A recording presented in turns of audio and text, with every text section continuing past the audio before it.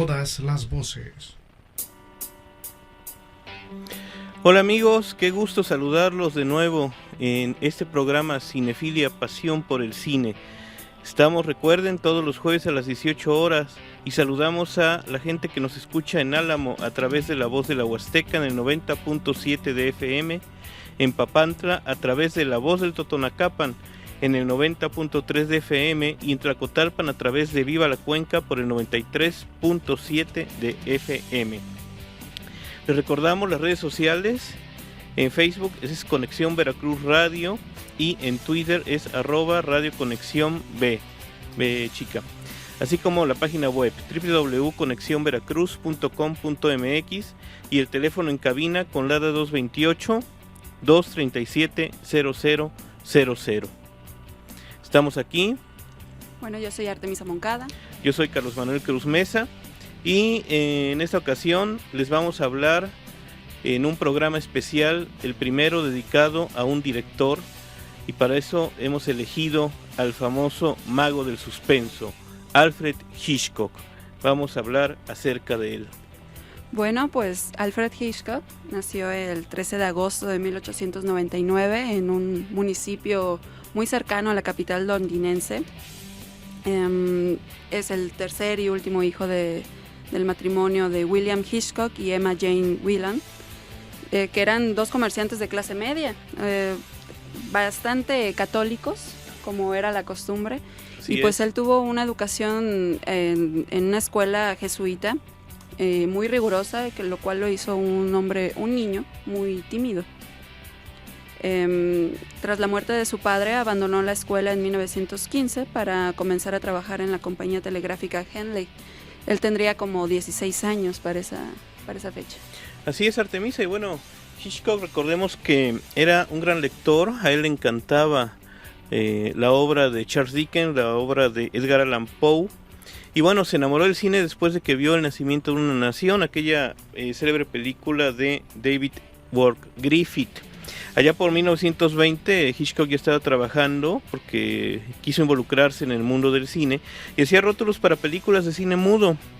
También fue montador, director artístico, guionista, y en la Famous Players Lasky, en esta compañía donde él laboraba, conoció a Alma Reville, que era montadora también y con quien se casó en 1926. Alma Reville sería su esposa para toda la vida. Con la que se quedaría y le aguantó bastantes cosas. Le aguantó muchísimas cosas a Hitchcock. En 1923 se le encargó el rodaje del corto número 13, aunque pues la película no terminó y se quedó detenida. En 1925 dirigió en Múnich su primer largometraje, El Jardín de la Alegría. En 1929 dirigió la primera película de cine sonoro de Inglaterra, la cual es Chantage o La muchacha de Londres. Durante el rodaje recibió la visita de la duquesa de York, que era la madre de Isabel II. Así es. De la reina. De la reina. En aquella época funda la Hitchcock Baker Ltd., una agencia dedicada a promocionar su imagen. Imagínate tener ahí tu empresa de publicidad dedicándose específicamente para promover pues tu nombre, ¿no? Claro. También dirigió en 1927 El Ring, acerca de un triángulo amoroso que implicaba boxeadores. También la comedia romántica La esposa del granjero. Sus últimas películas mudas fueron Champagne y The Max Man. Otras películas de la época fueron Elstrand Llama, que fue un musical. Imagínate, no relacionas a Hitchcock con un musical o con una comedia romántica. Para nada. Juno y el pavo real, Asesinato, Ricos y extraños, número 17 y otro musical, Valses de Viena. Dos musicales al menos. Y bueno, Hitchcock rodó en Inglaterra en 1934 lo que sería la primera versión de su película El hombre que sabía demasiado.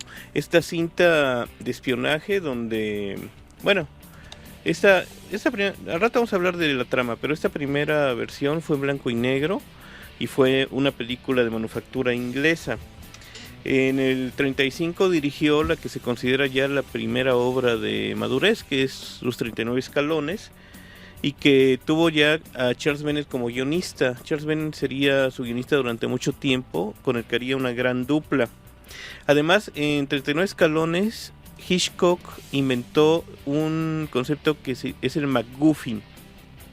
El MacGuffin se refiere a una serie de intrigas que en la trama van ocurriendo y que te van guiando a través de la película, pero que al final no tienen relación con lo que sería la intriga verdadera. Es como una manera de desviar la atención del espectador para que se vaya con pistas falsas y piense que va a ocurrir algo cuando en realidad va a ocurrir algo totalmente diferente. El MacGuffin fue un recurso que Hitchcock usó siempre en sus películas, le encantaba utilizarlo. Bueno, y con gran maestría, ¿no? Porque también, aunque suene sencillo, no es tan fácil mantener la atención del público. Claro, y equivale a estar dirigiendo dos tramas, una a la que engaña al público y otra a la que es la verdadera, y además necesita hacerlas coincidir. Y bueno, también dirigió Sabotaje en 1936, que es otra de sus películas clásicas, y en el 37 viajó por primera vez a Hollywood. Era la ocasión en la que Hitchcock conoció por fin Estados Unidos. Ese año también rodó Inocencia y Juventud. Y bueno, el año siguiente dirigió La Dama Desaparece, que es una adaptación sobre la pasajera de un tren que se esfuma de un vagón que va en movimiento. Pues cabe destacar que Hitchcock despreciaba a los actores, inclusive los comparaba con ganado, ¿puedes creerlo? Pues bueno, sí. Era una frase bastante conocida y que le propició bastantes enemigos y pues desdenes, ¿no? Pese a ello, en 1938 fue gracias a David O. Selznick, el productor de Lo que el viento se llevó, que fue el que lo invitan a Estados Unidos, y fue donde ya prácticamente se quedó para filmar la mayoría o quizás la totalidad de sus películas. Se instaló en Los Ángeles, llegó para el 1939 con toda su familia y enseguida fue a instalar al rancho Cornwall, en donde pues prácticamente vivió toda su vida. Sí. Un hombre que, vaya, como en la vieja usanza, se usaban algo para toda la vida. Sí, tenía una esposa, tenía una casa, tenía un guionista, hizo la mayoría de sus películas con un productor, etcétera. Era un hombre muy constante en este sentido. Sí. Claro, también un hombre de claroscuros, como vamos a comentar en un rato. Y aparte, lo que es curioso es que Hitchcock se impresionó demasiado con el presupuesto con el que disponía, porque imagínate el despilfarro que hacían los estadounidenses y hasta la fecha, y en Inglaterra pues era muy, muy poco el presupuesto que tenía destinado. Claro, sí, por supuesto. Y bueno, en 1940 con Selznick, Hitchcock rodó la adaptación de la novela de Daphne du Maurier, que es Rebeca. Esta historia se centra en una mujer muy joven que se acaba de casar con un viudo y tiene que enfrentarse tanto a una ama de llaves misteriosa y malintencionada, pero sobre todo al recuerdo de Rebeca, que es la esposa muerta y a quien se le hace aparecer como una persona perfecta, una gran cónyuge, y ella tiene que estar lidiando todo el tiempo con esa imagen, intentando además en vano emularla, imitarla, llenar sus zapatos, pero siempre con las trabas de la institutriz que adoraba a su antigua ama.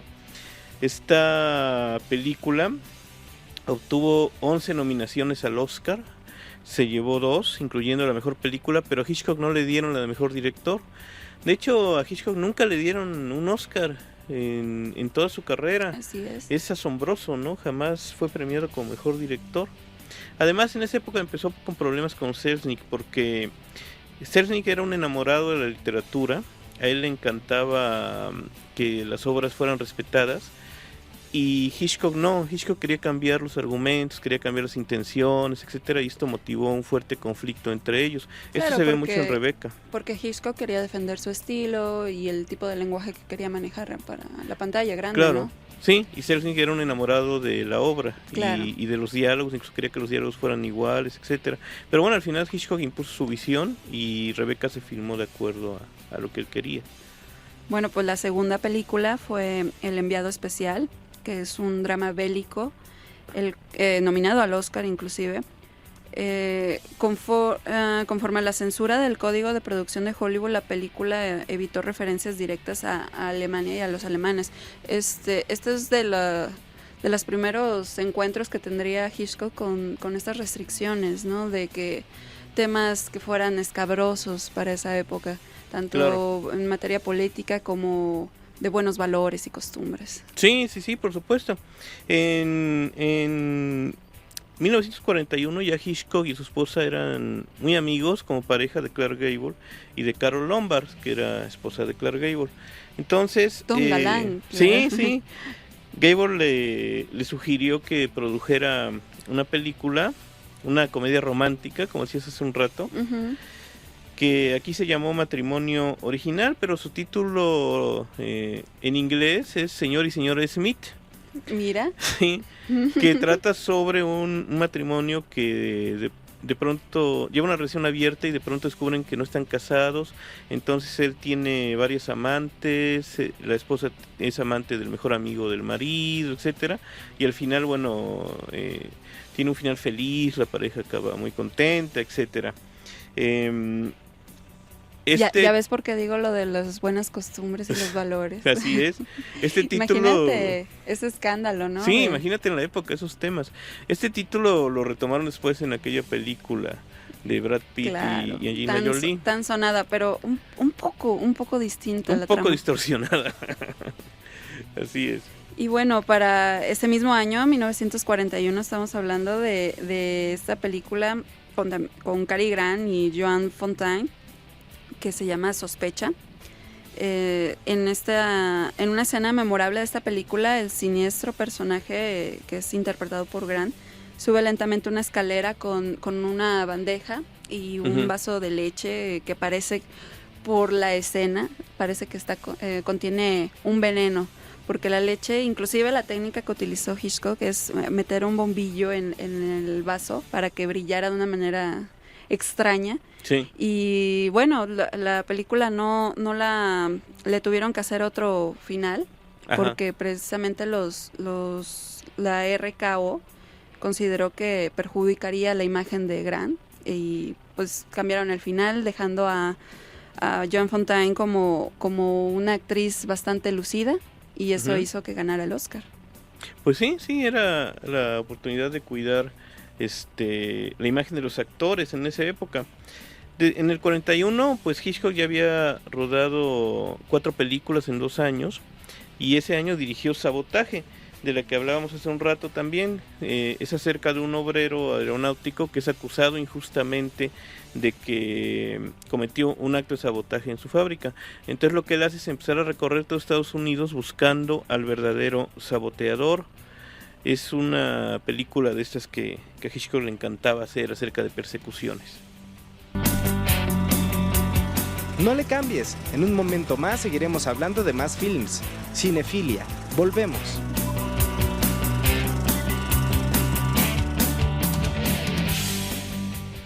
Respira, siente, escucha, conéctate. Conexión Veracruz, Sistema Estatal de Noticias.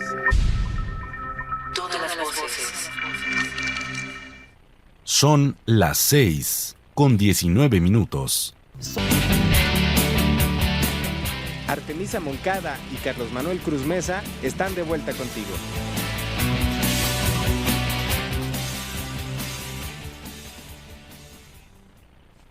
Seguimos aquí en Cinefilia, Pasión por el Cine, hablando acerca del director inglés Alfred Hitchcock. Bueno, y pues ya regresamos a este año, 1942 y 1943. ¿Qué sucede ahí? En 1942, el 26 de septiembre, muere la madre de Alfred Hitchcock a la edad de 79 años, ya era una señora algo grande. Y al año siguiente muere su hermano, y entonces Alfred se puso muy mal por una depresión, inclusive bajó 40 kilos. Uy, y yo creo que para empezar siempre fue una persona rechonchita. Sí, siempre fue bastante pero obeso. Imagínate todo este golpe emocional que sufrió. Así es. Ese mismo año en que murió su hermano, él rodó La sombra de una duda, que habla acerca de una jovencita que está enamorada de su tío, pero es un hombre misterioso del cual al final sospecha que es un asesino de ancianas. Dijo Hitchcock Es el siempre... Mataviejitas. Es el Mataviejitas. Siempre dijo que era una de sus películas favoritas y dio origen más tarde a la idea de la cinta Stoker. Esta película donde... Ah, claro, sí, donde sale la Mia Wasikowska, o algo así así se es, pronuncia. con Nicole de la que- Kidman. Sí, claro. Muy Sí. buena, por cierto. Sí, muy Tiene buena. Una, Es tiene una una estética muy padre. Una pero- reinterpretación de esta película. Ah, qué interesante. En 1944, Hitchcock dirige Náufragos, la cual trata de 9 sobrevivientes de un barco estadounidense que sin brújula ni nada quieren llegar a las Bermudas. Y espero que no al Triángulo. Ajá. Eso ya sería otra película. Sí, eso ya es otra. Y entre esos sobrevivientes está un alemán Ujú. oculto, pero es el único que puede navegar o dirigir la embarcación. Sí. Entonces es un tratamiento bastante especial y específico que hace Hitchcock de estas 9 personalidades, ¿no? Lo cual pues evidentemente hizo mucho ruido por ser un nazi, etcétera, etcétera. Claro, sí, por supuesto. En el 45 Hitchcock rodó Recuerda. Es una película acerca del psicoanálisis, que era un tema muy en boga en ese momento. Y destaca la participación de Salvador Dalí, quien diseñó toda la escena onírica, todo el momento en el que el personaje tiene un sueño muy extraño, que por cierto la censura en Hollywood determinó que esa escena era muy perturbadora para el público, así que... Para el sensible público. Para el sensible público, así que la censuraron, y la que hasta la fecha conocemos es mucho más corta de lo que era la escena original. Ahí la protagonizaron Gregory Peck e Ingrid Bergman, quien sería la primera de las rubias hitchcockianas, la primera rubia de la que Hitchcock se enamoró y que la convirtió en su actriz emblemática. Hitchcock decía que las rubias eran más misteriosas, que por eso le gustaba rodar con ellas. Ella también trabajó con él en su siguiente película y con Cary Grant, que fue Encadenados, donde era la hija de un espía nazi alcohólico. Entonces, bueno, pues... Esos nazis, era la época. Era la estaban- época, era la época de la Segunda Guerra. Eran los supervillanos. Y fue seducida por un agente estadounidense, que era Cary Grant. Aquí lo curioso es que se maneja que están fabricando una bomba atómica hecha de uranio. Cuando se enteraron en el FBI empezaron a vigilarlos porque estaba el proyecto Manhattan desarrollando en efecto una bomba, las bombas atómicas que se lanzarían sobre Hiroshima y Nagasaki ese mismo año. Entonces decían, ¿cómo es posible que sepan cómo se está utilizando este material para crear bombas? François Truffaut, este director francés, consideró que Encadenados era una de las películas mejores, quizá la mejor en blanco y negro de Hitchcock. Cuando dijiste del proyecto Manhattan, no pude evitar acordarme de Watchmen. Ah, sí, el Pero Doctor bueno. Manhattan. Bueno, la última película que Hitchcock hizo con Selznick fue El Proceso Paradigm. Ya Hitchcock ya estaba harto, ya Ujú. no le caía muy bien y estaba a disgusto. En la película, Adila Bali hace el personaje de una joven acusada de haber envenenado a su marido, un viejo rico y ciego, y su abogado acaba por sucumbir a su encanto. La película fue un desastre, tanto del público como de la crítica especializada, y pues Hitchcock aprendió que pues al final el ser productor de tus propias películas hace que tengas el poder para poder controlar todas las ideas, ¿no? Claro. Claro, el productor siempre mete la mano al final y es el que decide qué sale y qué no. Así es. Y bueno, en el 48, junto con su amigo Sidney Bernstein, fundó una compañía que era la Transatlantic Pictures y ahí rodó su primera cinta en color, por fin, que era La Soga. Esta película está inspirada en el homicidio que cometieron Nathan Leopold y Richard Loeb, un crimen ocurrió en Inglaterra, donde estos jóvenes estudiantes querían demostrar que podían acometer un crimen perfecto, pero cometieron tantos errores que finalmente fueron detenidos. Inspirado en este caso, Hitchcock rodó La Soga, que fue un fracaso en taquilla, y bueno, en esa cinta también experimentó con los planos secuencias largos, hay 11 en total, y algunos hasta de 10 minutos. Otra vez la censura estadounidense cortó la escena del asesinato porque la consideraban muy violenta. Esa de los jóvenes que quieren hacer el crimen perfecto me recordó también, y digo, está bien recordar de otras películas porque este es el inicio, ¿no? Claro. De todo la película Cálculo Mortal, donde sale Ryan Gosling, Ajá. y un joven Ryan Gosling y Sandra Bullock, y es de estos chavos que es el popular con el nerd y matan a alguien, pero pues evidentemente, como siempre, pues la ley cae. Claro. La ley les cae a todos. En 1949 rodó Bajo el signo de Capricornio. Este es un drama histórico en la Australia del siglo XIX, con Ingrid Bergman interpretando el papel de una joven que gracias al amor consigue eludir el alcohol y la locura, lo cual parece días de vino y rosa, ¿no? Sí. Pero la cinta pues fue un fracaso. Y Hitchcock siempre se lamentó de haberla logrado porque eso significó la quiebra de Transatlantic Pictures. También será la última cinta que rodaría con Bergman, porque fue cuando ya se fue con Pasolini y pues Rossellini, perdón. Uh-huh. Y fue cuando después se casó con él, tuvo 3 hijos, pero nada más duró 7 años el matrimonio. Sería el segundo de Ingrid. Sí. Pero pues Hitchcock se sintió bastante abandonado. Sí, por supuesto. Pues sí, era parte de... Pero bueno, vendría Grace Kelly. Sí, que fue otro de sus amores rubios. En el 49, perdón. No, es que iba a decir, no la considero mejor actriz que Ingrid Bergman, pero sí mucho más atractiva. Claro, muchísimo más guapa. En enero del 49, el 3 de enero, Hitchcock firmó por fin con la Warner un contrato para rodar 4 películas a cambio de $900,000, que era un dineral en esa época, y sus 3 películas siguientes las hizo en blanco y negro. En el 50 volvió a Inglaterra para dirigir Pánico en la escena, que es la primera vez que trabajó con Jane Wyman y con la actriz alemana Marlene Dietrich, esta emblemática mujer. Para 1951, Hitchcock se entusiasmó con la primera novela de Patricia Highsmith, Extraños en un tren.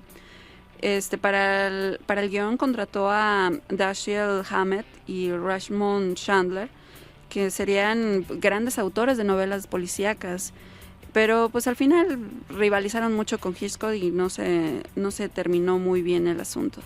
La película pues también no fue muy, aunque fue un éxito en taquilla, tenía muchas connotaciones sexuales y Claro. Homicidio explícito, entonces también hubo críticas al respecto. Sí, siempre la censura rondó a Hitchcock. Y también en Mi pasado me condena, esta película de 1953 acerca de un sacerdote cuya conciencia lo lleva a echarse la culpa de un crimen que cometió otro. Sobre esta película, que otra vez tuvo una mala recepción y fue muy criticada por la censura, Hitchcock hizo una declaración que la voy a citar. Hitchcock dijo: la idea básica no era aceptable para el público estadounidense. Nosotros los católicos sabemos que un sacerdote no puede revelar un secreto de confesión, pero los protestantes, los ateos, los agnósticos piensan: es ridículo callarse, ningún hombre sacrificaría su vida por algo así. Esta era la opinión de Hitchcock. Y rivalidades religiosas. Rivalidades religiosas. En 1954 dirigió Con M de muerte, y lo curioso de esta película es que fue que experimentó con el 3D.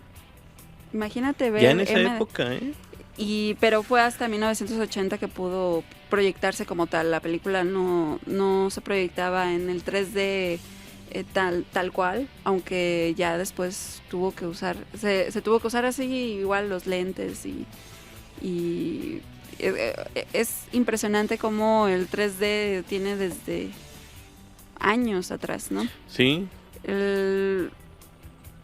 Bueno, para el director después llamó a esta joven y hermosa actriz que había grabado 3 películas hasta ese entonces, Grace Kelly, quien se convertiría en su actriz rubia favorita. El protagonista es un dandy que construye un plan maquiavélico para deshacerse de su infiel esposa y heredar su fortuna. Esta es la de Con M de muerte. Así es. Y bueno, en el 54 Hitchcock dirigió una de sus obras maestras, que es La ventana indiscreta, también con Grace Kelly y con James Stewart, quien empezó a a protagonizar ya las películas de Hitchcock. Esta famosa historia acerca de un fotógrafo de guerra que está inspirado en Robert Capa, que está en una silla de ruedas y a través de su ventana ve todo lo que sus vecinos hacen. Y se va llenando de paranoia hasta que involucra a su amante, a un amigo suyo que es policía, y contiene algunas escenas clásicas como esta donde él está viendo cómo su chica se metió al departamento del supuesto asesino y este hombre llega y la va a atrapar allí y se crea una suerte de tensión muy, muy cargada, muy espeluznante. Y bueno, esta película sí fue un éxito, tuvo 4 nominaciones al Oscar, otra vez lo nominaron a Mejor Director y otra vez no se la dieron. Esa, La ventana indiscreta, ¿cuántas veces ha sido llevada a la pantalla? Ha habido muchos remakes. Creo que el remake Paranoia. más o menos, Paranoia creo que Sí. es. Y bueno, la parodia que se me hace más acertada es la de los Simpsons. Ah, sí. Cuando Bart manda a Lisa y ves toda la escena como a través del telescopio, ¿no? Sí, cuando Ned de Flanders Bart. se supone que mató a su esposa. Y bueno, Paranoia, que es un remake horrible con chavitos, no me acuerdo con quién es. Shia LaBeouf Ah, es el protagonista. Sí, obviamente le cambian un poco la temática, Sí, que él tiene que estar ahí lo vuelven porque ligera. sí, bueno, pierde un poco de intensidad. Para 1955, antes del estreno de La ventana indiscreta, Hitchcock comenzó a rodar para Atrapar el ladrón, con Cary Grant y Grace Kelly, una comedia policíaca ambientada en la Riviera Francesa, donde un ladrón de edad madura y su enamorada mucho más joven, adivina quién es, Ujú. corren varias peripecias cuando lo acusan de una serie de atracos. Fue esta la última colaboración de Hitchcock con Grace Kelly porque pues ella al casarse con el príncipe Rainiero de Mónaco, pues su estatus la obligó a que ya no estuviera actuando, lo cual hizo que Hitchcock sintiera otra vez el abandono y el desprecio y lo amargara. Claro. El año entrante dirigió una película muy polémica que es El problema con Harry, que cuenta la historia de un cadáver que es hallado por un niño, el cual va a avisar a la policía del hallazgo, pero muchas personas de pronto empiezan a creer que ellos fueron los autores del crimen, un cazador, sus amigos, etcétera. Lo entierran, lo desentierran, es una especie de comedia de equivocaciones macabra. Hitchcock dijo, bueno, pues que era para que el público estadounidense apreciara el humor inglés. Sin embargo, esta película asustó a los ejecutivos de la Paramount que se negaron a promocionarla. Entonces, pues casi nadie la vio, el público estadounidense estaba también muy sacado de onda. Pero, por supuesto, en Europa fue muy bien acogida, estuvo en Inglaterra y en Francia ganando premios. Y además de las críticas positivas, tardó 6 meses en cartelera. Lo cual demuestra pues, que los europeos sí podían apreciar este tipo de humor. Bueno, y aparte sigue siendo hasta la fecha, ¿no? ¿Cuántas veces hemos visto una comedia española, argentina, inglesa? Y como que la comedia sí tiene un punto muy... Claro. Más cuando ya tiene diálogos, como mencionábamos en el programa anterior, ¿no? Que la diferencia que había entre ser comedia muda a una comedia ya con diálogos y demás. Para esta época, pues Hitchcock tenía muchas deudas y pues ya se vio obligado a prestar su nombre para la cadena de televisión CBS, CBS, y pues fue cuando elaboraron el programa Alfred Hitchcock Presenta. ¿Cuántos no recuerdan ese programa, esa serie, en donde él mismo presentaba sus capítulos de media hora y cobraba $129,000 por cada episodio? Duró desde 1955 a 1962 y fue todo un rotundo éxito por estas mini historias de suspenso. Inclusive hay historias que estaban basadas en novelas bastante aclamadas, varias de Roald Dahl y demás, Claro. y que eran muy bien actuadas. Era la dimensión desconocida de Totalmente Suspenso. Así es. Y bueno, en el 56, por primera y última vez en su carrera, filmó un remake de su película El hombre que sabía demasiado. Hitchcock incluso le pidió al guionista que no viera la película original y le explicó la historia nada más así de palabra. Es sobre un espía asesinado que le confía a un médico que conoció un día antes que se prepara un atentado. Aquí también estuvo James Stewart y Doris Day y su canción obtuvo el Oscar. Bueno, vamos a ir a un corte y regresamos a seguir hablando de Alfred Hitchcock. No le cambies, en un momento más seguiremos hablando de más films. Cinefilia, volvemos.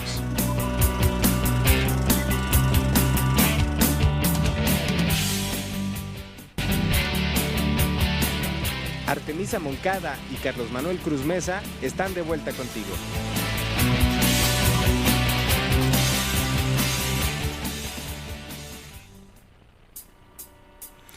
Bueno, pues estamos aquí en Cinefilia, Pasión por el Cine, hablando sobre el director inglés Alfred Hitchcock. Y bueno, para 1956, el mismo año en que estaba rodando el remake de El hombre que sabía demasiado, también estaba rodando El hombre equivocado.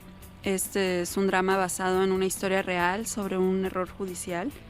Henry Fonda interpreta a un músico acusado injustamente de varios atracos.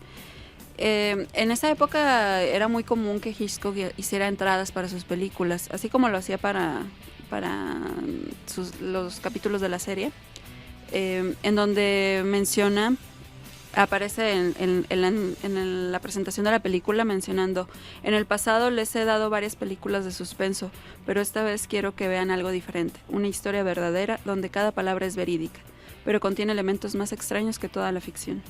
En una entrevista, Hitchcock inclusive menciona que le tenía miedo a la policía. Pues sí, como todos.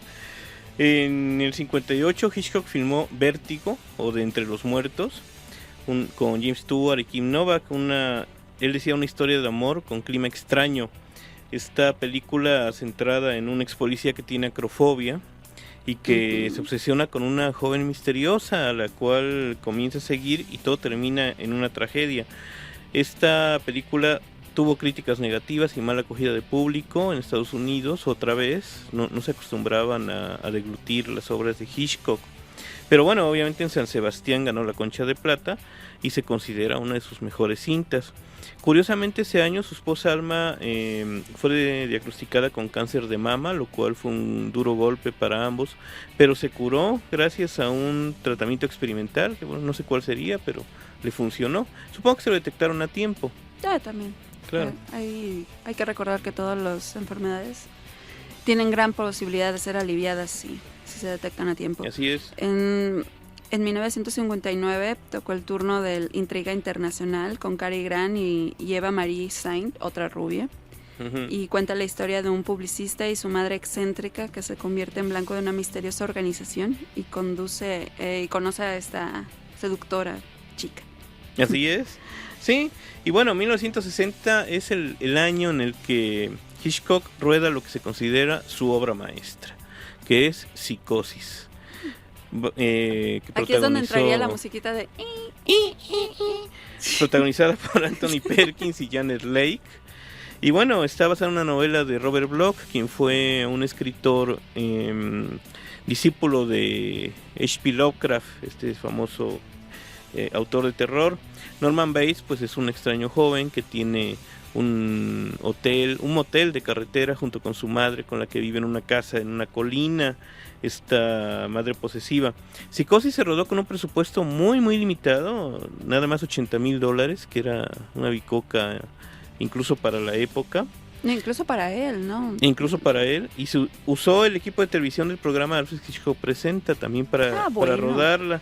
Con equipo prestado se hacen maravillas. En un terreno abandonado de la Universal. Bueno, una de las escenas más impactantes, repetidas, parodiadas y citadas de la historia del cine está en esta cinta, que es el momento en que Norman Bates asesina a la chica en la bañera, en la ducha, mientras está tomando un baño, y rasga la cortina. El ojo, vemos su sombra, etcétera.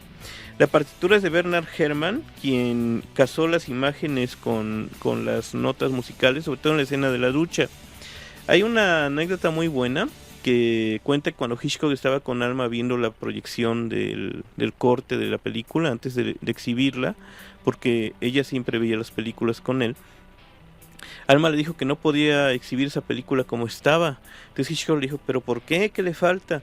Y Alma le dijo, porque después de que acuchillaron a Janet Leigh, se ve que traga saliva. Entonces él tuvo que volver a rodar la escena para que no se viera cómo traga saliva la actriz. Ah, pero qué bueno tener a alguien que te esté editando así, ¿no? Sí, Esos pequeños detalles que se puede escapar. claro. Hitchcock hizo además una campaña publicitaria en la que pedía que no se dejaran entrar a la gente al cine si llegaba tarde. Esto para que pudieran ver la obra claro, pudieran ver la obra en su plenitud. Y además es una película en la que la actriz principal muere a la mitad de la cinta. Tuvo una mala recepción de la crítica estadounidense, que es raro. A los espectadores les molestó que presentara este tipo de violencia. Pero bueno, en Europa otra vez fue aclamada tanto por la crítica como por el público. Es considerada además la primera cinta del género slasher. Este género donde se vincula con los acuchillamientos, con usar armas blancas. Después de que Hitchcock murió, la Universal empezó a producir continuaciones. Hicieron 3 secuelas, hicieron una película para televisión, todavía peor. Hicieron un remake que dirigió Gus Van Sant, este gran director, pero que ahí de plano hizo una cochinada de remake. Y salen varios famosos, sale Julianne Moore, Vincent Bach. Sí. O sea, pero es pésima. Claro, y bueno, esta serie de televisión llamada Motel Bates, que lleva 2 o 3 temporadas, todo esto lo produjo esa obra maestra. Todo lo que derivó, no, y bueno, parodias hay muchísimas. Cantidades. Y la musiquita es un emblema característico, vaya. Claro. En 1963 fue cuando ya roda Los pájaros. Esa también basada en otra novela de Daphne du Maurier. Mi francés me falla de repente. Al principio pensó en convertirla en un episodio para la serie de Alfred Hitchcock Presenta, pero cuando se enteró que en California una mujer había sido atacada por aves, decidió filmarla. Dijo, aquí hay potencia. Claro. Los pájaros en verdad se están revelando, entonces debería yo hablar de eso con mayor detalle. Y pues pese a las dificultades que implicaba el rodar con animales y todo lo... Vaya, y bueno, los animales, más si son aves, pues cómo vas a dirigirlos tal cual, ¿no? Claro.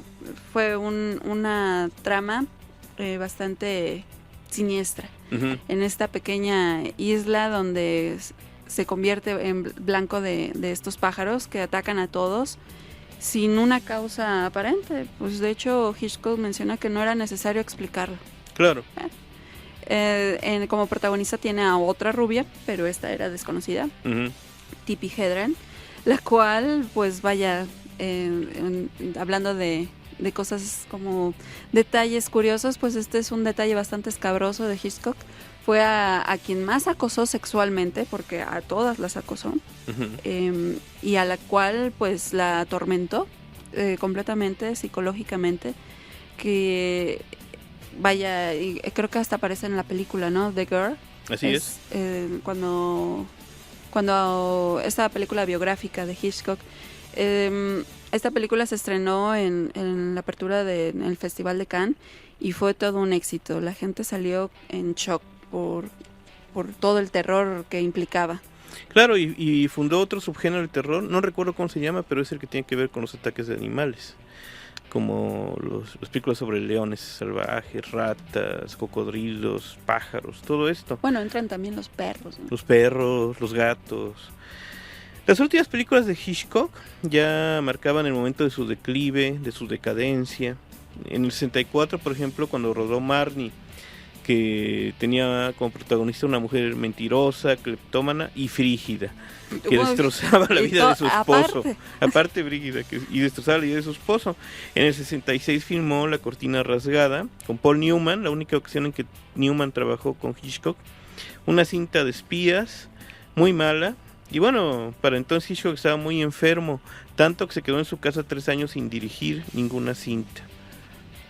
Bueno, y pues ya después de pasar estos 3 años sin dirigir, volvió al plató en 1969 con Topaz, basada en la novela de Leon Uris.